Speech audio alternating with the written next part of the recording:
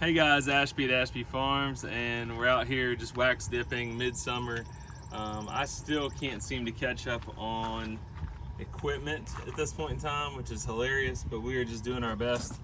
So we have been, cutting. All of this took about 4 days of cutting, another 4 days to put it all together, 4 days of waxing. So this is like 12 days worth of work. And my dad bought a birdhouse recently, so we're gonna wax dip that for him too. So just wanted to touch on some things that we have going on. This is mainly updates. I've got pallets that have been done here since December, and we are in the process of just getting enough equipment. We're establishing 3 new bee yards tomorrow. What I do is just take the weed matting. Here, it's just some old used weed matting from our produce farm. We'll put that down, put our pallets down. Then starting tomorrow night, we will bring a nuke box in, and all of our nukes were 2 frame splits. I checked on them this morning. I looked at about 15 of them. They're a full 5 frames. So we'll set the 5 frame nuke in the position, and then over the next 2 or 3 days after that, we will go to the bee yard, put a 10 frame box in place, and then move those in. We like to use the in-hive feeders. Cap and ladders are nice. We have some that don't have the cap and ladders. Just use like a float, the little float board, or a piece of like metal hardware cloth in there. Just as any type of ladder will work. So we run basically a 10 frame box with a 2 frame feeder and 8 frames of bees. And then of course we'll put a lid on there, and we are early June, like June the 10th, I think June 11th. So it's time to think about starting to feed the bees. So we'll be going through, maybe giving them a half a gallon. If it's a strong colony, we'll give them a full gallon. But the plan is going to be every 2 weeks we want to create that false nectar flow. So every 2 weeks we're just going to go around to all the yards and feed them. Couple things I want to talk to you about, and the main part of this video is going to be wax dipping. So this box here, I've had a few questions about it. It measures 40 inches by 20 inches. That allows us to stack 4 of the 10 frame boxes vertically, and then we've got a 1.5 inch closed cell foam insulation on the outside, a burner down low underneath off of an LP tank. And my main goal of this video is to show you some things. So we're just about ready to pull this batch here in just a minute. We've run at 212 degrees, and these are tips that nobody gave me, but maybe this will help somebody out there on YouTube. So 212 degrees is where water boils, turns to steam, and that's what we're trying to do, is get all the water out of this wood. So water will show itself in the form of foam. So take a look in here, if you would.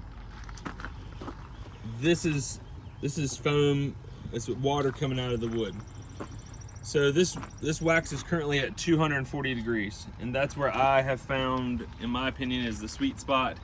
The reason being, at 260, I can't. So let's start with how I do it. So we're keeping this wood submerged on a timer for 7 minutes. That way, if I'm off doing something else nearby or whatever, it ultimately ends up being like a 10-minute soak. But we used to do like 15 minutes, and it was just soaking up so much wax. And of course, along with everything else, wax has gone through the roof in price this year. So it's not that I'm skimping, I just found out I was using too much wax on it. So recently, I've got a closed cell foam lid, and we were working on something else, and the wax got up to 325 degrees, and I couldn't even put 1 pallet in there without it foaming over. And that's what you see here.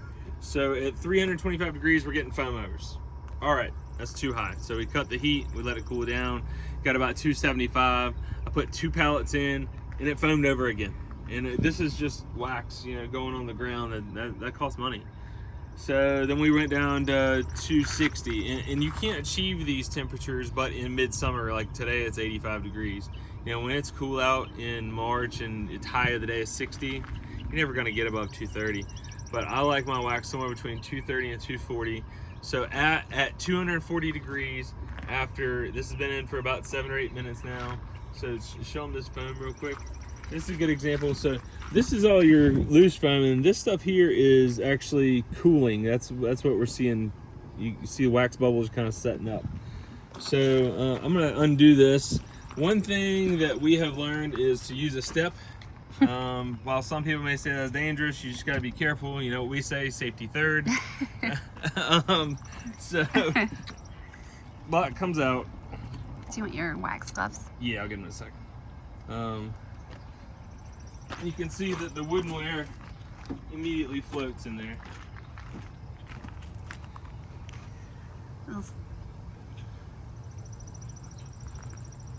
So we got these on Amazon. They're a silicone glove rated to 500 degrees. I wear my black gloves underneath, not so much for protection as the liners on these gloves stick to your sweaty hands, so getting them on and off is easier when you got a second pair of gloves underneath.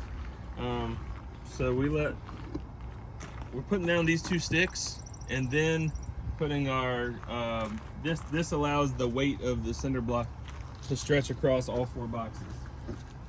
And you can see over here the amount of wax that drips off of not only the cinder block but off those 2 pieces of wood. We're recollecting that because when I go to dip that pallet, it'll all dissolve off into the wax. So we come in here. This is tricky because remember, we're dealing with 240 degrees, so it's hotter than boiling water. And this is my wax dipping shirt and pants. Whatever you're gonna have is gonna get ruined.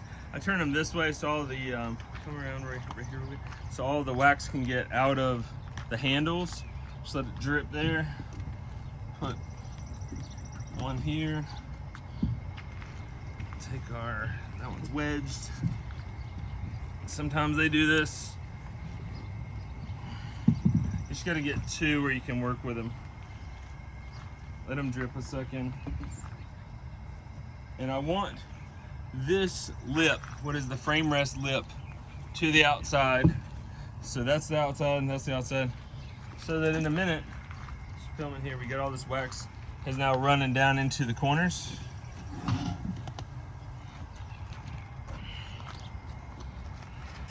Like this. You can see right in here, it's already dried. Most of your end grain, anywhere there's a cut, so at the handles, on the end grain cuts, that's where most of that water is escaping out of. You can see it right in there on that one.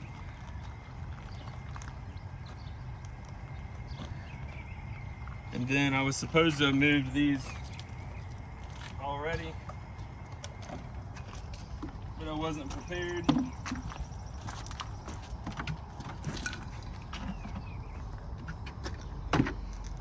So those were two cycle, I guess you could call it 2 batches ago. And this one here's our last batch. So we're giving them 2 batches to cool. And when I say cool, like those are still hot to the touch, but with a pair of gloves on, you can handle them.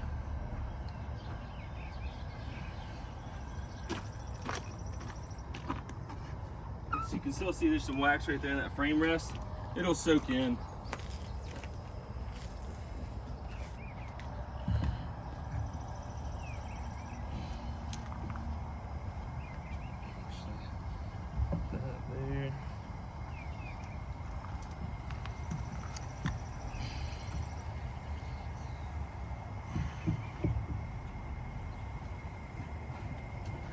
So usually just give them a minute. You can watch all that wax. It just soaks right into the wood. What kind of wax do you use? Yeah, so that's another one. We were doing a 50-50 microcrystalline and paraffin, and then our second round, they only shipped me, I was buying a 500 pounds of each, and right now I only got 300 pounds of microcrystalline. So we're mixing a three parts microcrystalline to 5 parts paraffin, plus whatever, you know, the tank holds 600 pounds of wax, just to fill it. So if you look in here now that it's empty while those are cooling, you see we've got almost 12 inches between the level of the wax. Can you see that? Oh, sorry. Yeah. Between the level of the wax and the top of the tank, is about 12 inches when it's empty. The reason you want that is by the time you put the stuff in there, it probably makes the water level go up, or the wax level go up about 3 inches. You want room for foam because depending on a lot of different factors, we kind of found that sweet spot, but it takes some time as far as the burner goes, where that constant temperature is. Once, like, I turned it on low this morning, and Corey stayed here, and I went over to 2 of our bee yards to get some stuff for tomorrow and take note of what all we're gonna move. And while I was out there, I just left this thing on low. So when I got back, it was already all melted from yesterday. Normally if you put a lid on it, just the residual heat, maybe the top 2 inches will reset up overnight. So we try and get 2 and 3 day blocks where we can wax dip, because if you start this thing as a fresh block, it takes like 5 hours to melt it. So this morning it only took, I put the burner just on a real low, got home, it was already 170 degrees. It took 30 minutes to go from 170 to 240 and get the wax up to temperature, and then we're ready to rock and roll. So while I was out doing that this morning, then the wax was just over here getting ready. Normally we don't like to leave fires going, leave it alone, but in this case Corey's able to watch it.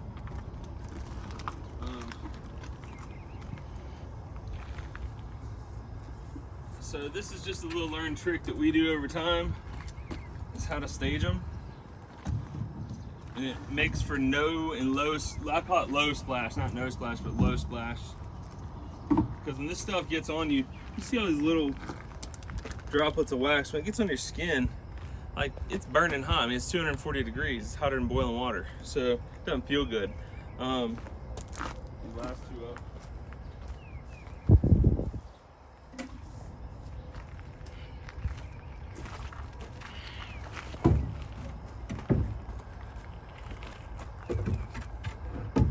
We pre-stage them like that. They want to, just like they're like floats in there. They want to go everywhere. So what I've found, my method that works, is to go in. All right, that'll work. Just go 1, start 2, Slow start and 3, gentle. start 4. We end up with just a little bit of splash. Make sure that they don't stick together, because cold woodenware and hot wax, the wax will actually act like glue between 2 pieces.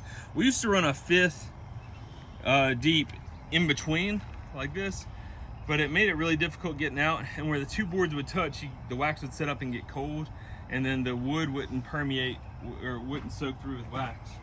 So take our 2 boards here. As you can see, I'm moving slow because I'm still very sore from yesterday.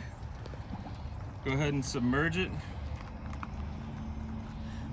and then I normally just set a timer. So we have, a bunch of propane units. Give you an idea, I can run a propane unit all day for about 12 hours on 1 tank.